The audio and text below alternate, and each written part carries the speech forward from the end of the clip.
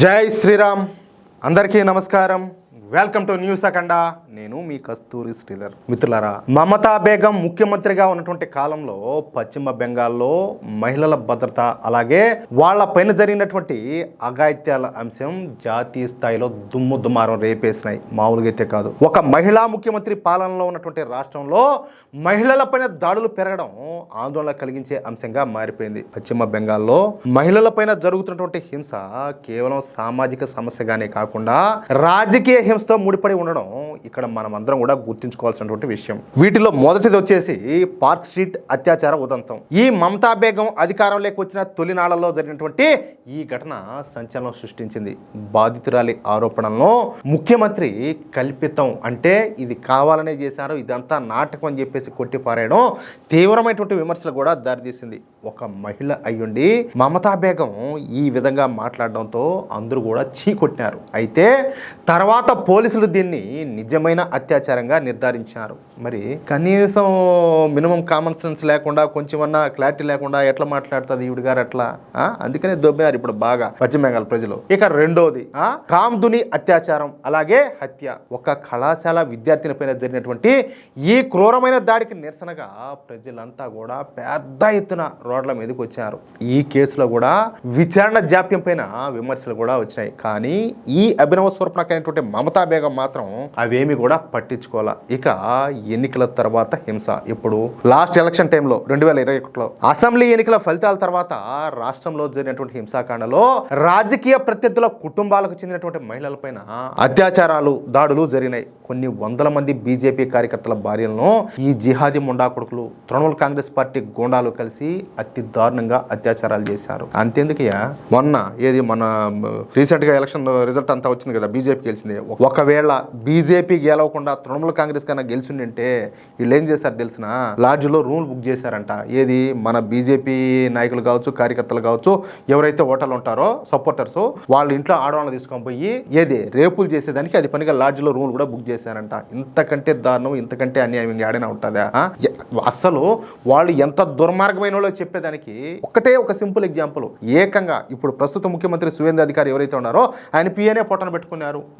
వాళ్ళు కనుక గెలుచుంటే అరాచకం అనేది ఏ స్థాయిలో ఉంటుందో మీరే ఒకసారి ఊహించుకోండి. సరే, దీనిపైన జాతీయ మానవ హక్కుల కమిషన్ కూడా తీవ్రమైనటువంటి నివేదిక అయితే ఇచ్చింది. కానీ ఈ మమతా బేగం అవేమీ కూడా పట్టించుకోకుండా అసలు బెంగాల్లో రేప్ అనేదే జరగలేదని చెప్పేసి బహిరంగ ప్రకటన కూడా ఇచ్చింది. ఇక ఆ తర్వాత సందేశ్ కలి ఉదంతం విన్నారు కదా, మీకు గుర్తుండే ఉంటుంది. తృణమూల్ కాంగ్రెస్ నేతలు స్థానిక మహిళలను కొన్ని సంవత్సరాల పాటు లైంగికంగా వేధిస్తూ వాళ్ళ భూములు ఆక్రమించుకున్నారు. ఈ సంఘటన దేశవ్యాప్తంగా కలకలం రేపింది. షాజహాన్ షేక్ వంటి తృణమూల్ కాంగ్రెస్ గుండాలే ఈ దరిద్ర పనులు చేస్తా ఉన్నట్టు బయటకు వచ్చింది. కానీ ఈ మమతా బేగం మాత్రం షేక్ షాజహాన్ ను రక్షించుకునేందుకు విశ్వ ప్రయత్నాలు కూడా చేసింది. కానీ సిబిఐ అడుగు పెట్టడంతో ఈ షేక్ షాజహాన్ అరెస్ట్ అవ్వక తప్పల. ఒక చిన్న మాట లేదా, ఇప్పుడు వీడు ఈ షేక్ షాజహాన్ అనేవాడు ఏకంగా పార్టీ ఆఫీసులోనే మహిళలపైన అత్యాచారాలు చేశాడు. ఇది ఆడాడ కాదు. ఇక ఆ తర్వాత ఆర్జికర్ ఆసుపత్రి ఘటన. ఈ ఆర్జికర్ ఆసుపత్రి అనేది మొత్తం పశ్చిమ బెంగాల్లోనే అతి పెద్ద ప్రభుత్వ హాస్పిటల్. పైగా ఈ ఆర్జికర్ ఆసుపత్రి అనేది కలకత్తా నగరంలో మధ్యలో ఉంటుంది. దీనికి దగ్గరలోనే ఒక పెద్ద పోలీస్ స్టేషన్ కూడా ఉంటుంది. అటువంటి ఈ ఆర్జికర్ ఆసుపత్రిలో అతి దారుణం ఒకటి జరిగింది. ఈ ఆర్జికర్ ఆసుపత్రిలో 31 ఏళ్ల పోస్ట్ గ్రాడ్యుయేట్ ట్రైన్ డాక్టర్ అయితే ఉండేదన్నమాట. నిబంధనల ప్రకారం ఆమె పేరును ఇప్పుడు నేను బయట పెట్టకూడదు కాబట్టి పేరునైతే చెప్పడం లే. ఆ జూనియర్ డాక్టర్కు ఉద్దేశపూర్వకంగా రాత్రిపూట డ్యూటీ వేశారు, వాంటెడ్గా, కావాలనే. అంతే. 2024 ఆగస్టు 9వ తేదీన రాత్రిపూట డ్యూటీ చేస్తున్నటువంటి ఈ జూనియర్ డాక్టర్ పైన తృణమూల్ కాంగ్రెస్ పార్టీ గూండాలు అతి దారుణంగా దాడి చేసి సామూహిక అత్యాచారం చేసి ఆ తర్వాత ఆమెను చంపేశారు. ఆ సమయంలో ఈ మమతా బేగం ప్రభుత్వమే బెంగాల్లో అధికారంలో ఉన్నది కదా 5 సంవత్సరాల పాటు. మొత్తం రాష్ట్రాన్ని అంత సర్వనాశనం చేసింది, వలగాడి చేసి పెట్టింది. పైగా ఈ మమతా బేగమే ముఖ్యమంత్రి మాత్రమే కాకుండా హోమ్ మినిస్టర్ అలాగే వైద్య శాఖ మంత్రి కూడా. చూడండి, ముఖ్యమంత్రి ఈవిడ గారే, హోమ్ మినిస్టర్ ఈవిడ గారే, వైద్య శాఖ మంత్రి ఈవిడి గారే, మొత్తం అంతా సిస్టమ్ అంతా ఈవిడి చేతుల్లోనే ఉండే. అంటే ఈ అత్యాచారం అలాగే హత్యకు సంబంధించినటువంటి అన్ని విషయాలు ఈ మమతా బేగానికే తెలిసి ఉంటాయి. అలాంటప్పుడు ఏం చేసి ఉండాలా?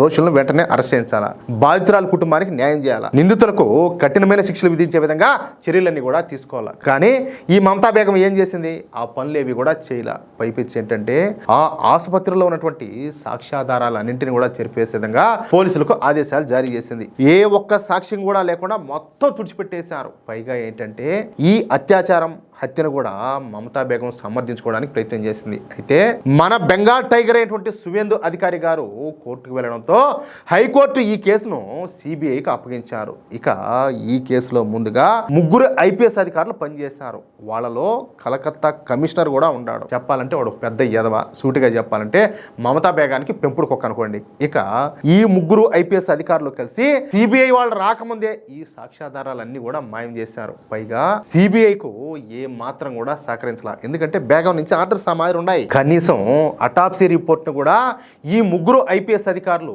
సిబిఐ వాళ్ళకైతే అప్పగించాల. దీంతో సిబిఐ కూడా ఏమీ చేయలేక చేతులు ఎత్తేసింది. అయితే రోజులన్నీ కూడా ఒకే విధంగా ఉండవు కదా. అయితే మొన్న జరిగినటువంటి బెంగాల్ అసెంబ్లీ ఎన్నికల్లో బీజేపీ ఘన విజయం సాధించింది. ఇక మన బెంగాల్ టైగర్ అయినటువంటి సువేందు అధికారి గారు ముఖ్యమంత్రిగా బాధ్యతలు అయితే చేపట్టినారు. అంతే, తాను ముఖ్యమంత్రిగా బాధ్యతలు చేపట్టిన 3వ రోజే ఈ ఆర్జికర్ ఆసుపత్రి హత్యను ఫాలో చేశారు. అయితే ఈ కేసులో ఆ 3 ఐపీఎస్ ఆఫీసర్లు ఎటువంటి సహకారం అందించలేదని, పైగా సాక్ష్యాధారాలను పూర్తిగా లేకుండా చేశారని చెప్పేసి తెలిసింది. అంతే, ఇక బెంగాల్ నూతన ముఖ్యమంత్రి అయినటువంటి సువేందు అధికారి గారు ఆ 3 ఐపీఎస్ ఆఫీసర్లను సస్పెండ్ చేసి పక్కన దొబ్బినారు. అంతేకాకుండా ఈ 3 ఐపీఎస్ ఆఫీసర్లను హోమ్ అరెస్ట్ చేయించారు. ఈ కేసు పూర్తి అయ్యేంత వరకు ఈ 3 ఐపీఎస్ అధికారులు కలకత్తా వదిలిపెట్టి వెళ్ళకూడదనే నిబంధన కూడా పెట్టారు. తద్వారా ఏంటంటే పశ్చిమ బెంగాల్ పోలీసులకు ఒక గట్టి మెసేజ్ అయితే పంపించినట్లయింది. అంటే ఇన్నాళ్ళు కూడా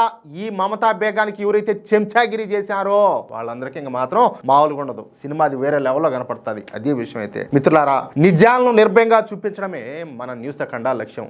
పశ్చిమ బెంగాల్లో జరిగినటువంటి ఈ దారుణాలపైన మీ అభిప్రాయం ఏంటో కింద కామెంట్ సెక్షన్ లో తప్పకుండా షేర్ చేయండి. ఈ సమాజంలో మార్పు రావాలన్నా, ఇటువంటి ఘోరాలు మళ్ళీ జరగకూడదన్నా ప్రతి ఒక్కరిలో అవగాహన అనేది పెరగాల. అందుకే ఈ సమాచారాన్ని మీ వాట్సాప్ గ్రూపులన్నింటిలో కూడా వెంటనే షేర్ చేయండి. సమాజంలో జరుగుతున్న ప్రతి అన్యాయాన్ని ప్రశ్నిస్తూ అసలైనటువంటి నిజాలను మీ ముందుకు తెస్తున్నటువంటి మన న్యూస్ అఖండ ఛానల్ని ఇప్పుడే లైక్ చేసి షేర్ చేయండి. అలాగే ఛానల్ని సబ్స్క్రైబ్ చేసుకోండి.